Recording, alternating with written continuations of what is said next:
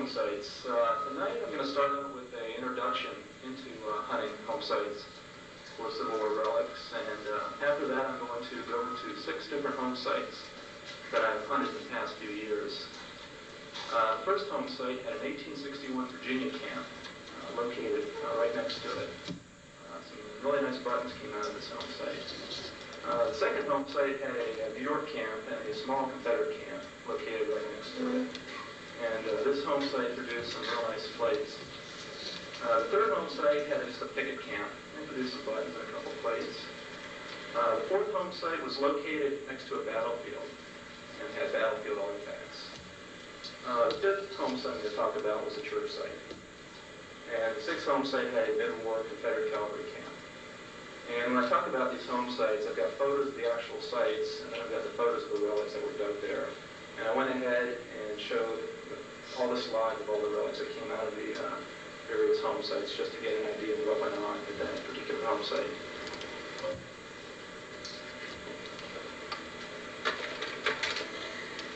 Okay, this is a real good example of a Civil War period home site. The stone chimney usually is an indication that the home site had been built around or just before the Civil War.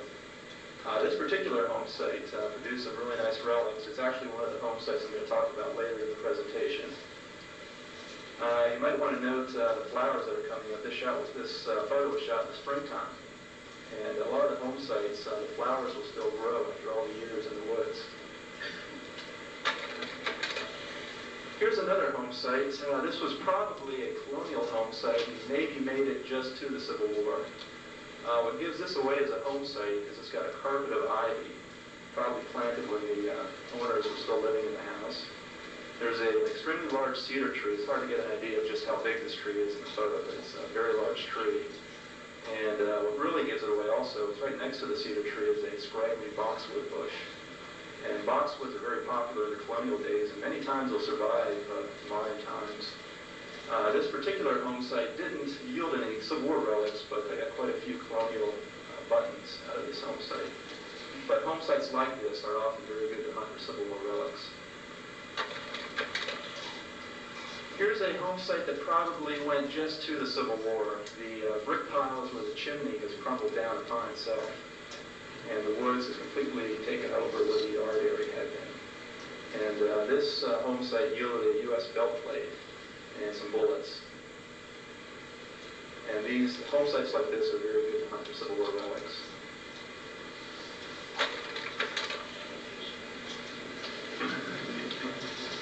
This is a mill site. Usually a house spot would be right next to mills. And mills are always good places to look for Civil War relics. The soldiers are always drawn to mills. This particular site had been well hunted before I got to it. And I was only able to find a few Civil War bullets around it. Plenty of big holes. Yeah, there's a very long mill race that went right along the river, probably about half a mile long.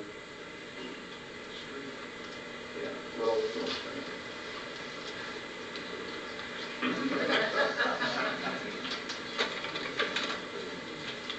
This type of home site is usually the most difficult to hunt for Civil War relics. I usually don't have much success. Typically, if the house is still standing, the home went to modern times. Often they're really trashed out with modern alloys, aluminum, black label beer cans. It's just usually a mess. I didn't find any relics at this actual house site, but you walk right out of where the trash ends and you picked up bullets.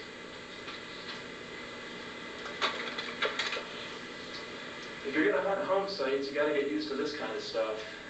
It's can be interesting, but can also be very tiresome. Times like I've got boxes full of this stuff at home. But all these signals have, over the years, hidden the relics, especially from relic hunters with the earlier machines. Okay, here's a few detectors I've had success hunting home sites with. I'll just say a couple words about each. The Nautilus, the DMC-1, is excellent for separating good signals from the iron in home sites. It does a really good job, especially in good soil. The 5900 is a pretty good home site detector. I typically use it if the home site is in highly mineralized soil. And the Eagle 2 of the Spectrum does a real good job. It's got the dual tone that separates the good signals from the bad, just like the Nautilus. And it has excellent depth for finding deep signals in house sites.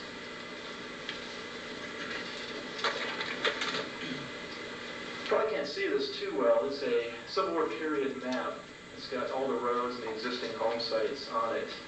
Often I'll take one of these maps and match it up to a modern topo and actually go looking for particular home sites, just like you might at the Civil War camp. I've had some luck doing that. A lot of times I go looking for one and find another, because there's so many out there. This particular map is of Leesburg.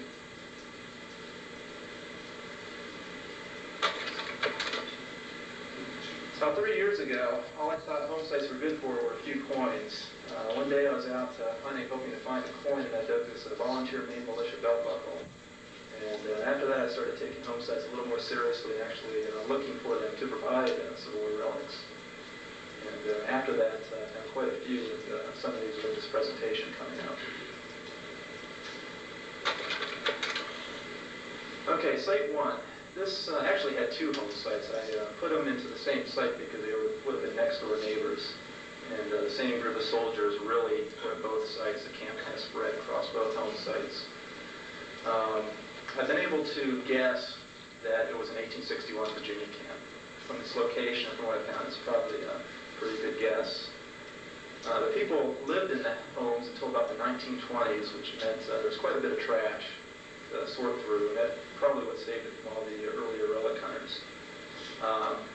Few Union relics. It's possible they were dropped by the early Confederate troops, but it's also very possible that the Union troops visited the home sites. And both overlooked a small river, and I started hunting it in May of 1989. Okay, here's one of the home sites. All that's left is the stone chimney. It's very typical.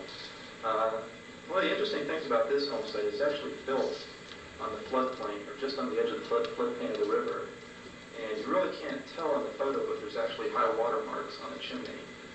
So I'm sure that people had to deal with some floods at different times.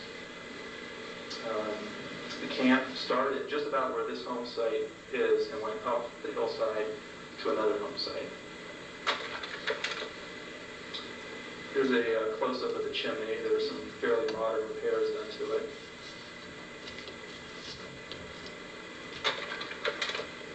Here's an interesting shot. There's clay packed between the stones. I'm not sure if someone did that trying to make it more waterproof, or maybe some of the floods deposited mud. It's hard to tell.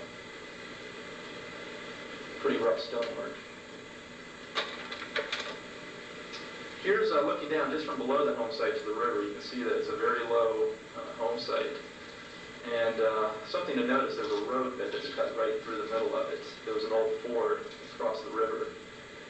And that's probably one of the reasons why the camp was there. It's kind of, with all the floods, is washed smooth.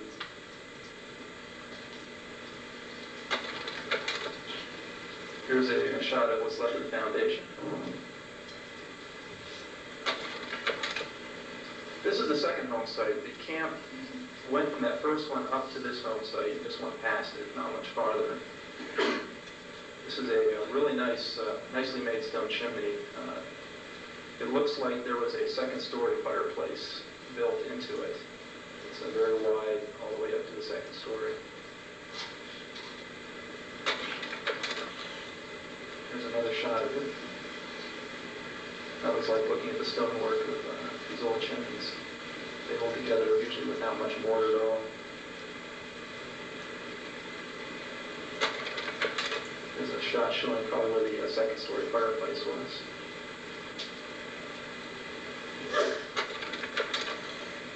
It's had a really nice root cellar that held together.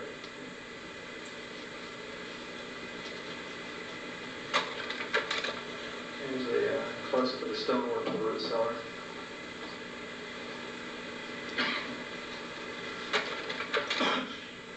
Here's the view from the house looking down to where the river is. It's just out of view.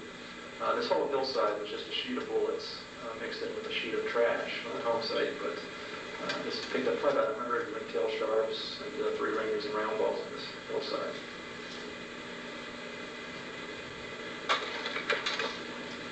Some of the flowers that still pop up after all these years. Okay, here's the yard area. This was one of the main camp areas. Quite a few buttons were found right where this photo shows.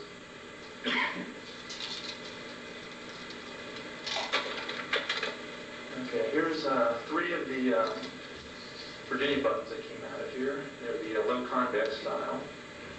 I think Gary Indry has one like it here tonight. Well, actually, this is a one piece, that's right.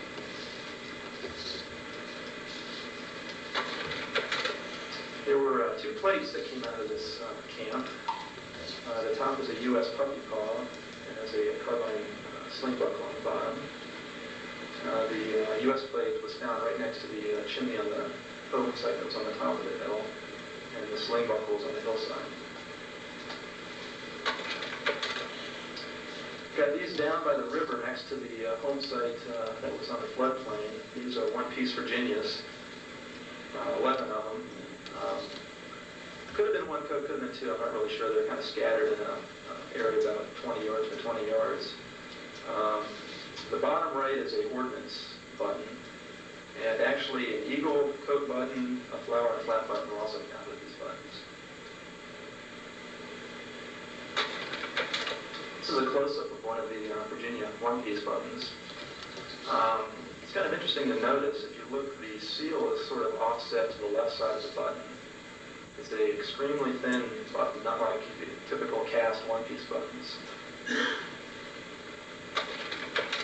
And here's 2 showing how the buttons are off-centered in different directions. You can see that one's off-center to the left, the other's off-center to the right. It kind of leads me to believe they were sort of stamped out, maybe by hand, kind of like a coin might be stamped.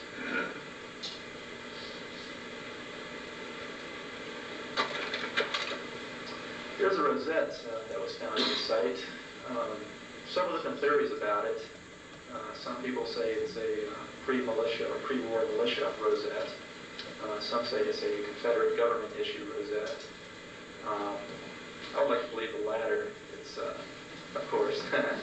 But the C on it, it seems to remind me of the C on the block C and script Cs. It seems like it makes sense that they would put a C on a rosette like that.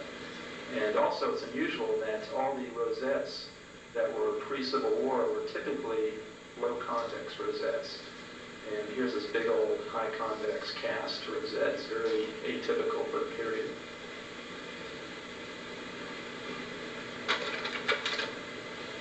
This is a powder flask half. Probably went with a Colt pistol.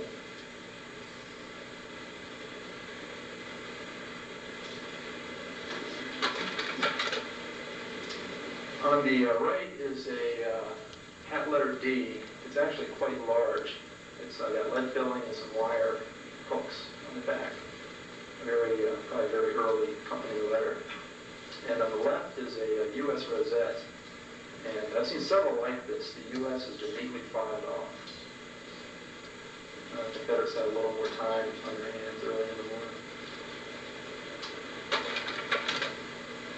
Here's 3 butt plates that came out of the camp. These were found down near the river. The upper one is worth noting. It was actually cut out of thick sheet brass and pounded out. That was probably a flintlock butt plate. And it doesn't show it in the photo, but it had hand engravings on the upper end. It had crowns and swirls. The gunsmith who made it had made careful measurements and scratched it in the back of the plate for where he was to cut it out. Yeah, center was an Enfield, and the bottom one has U.S. stamped in it. I don't know if it's also an Enfield or Mississippi. Yeah, well.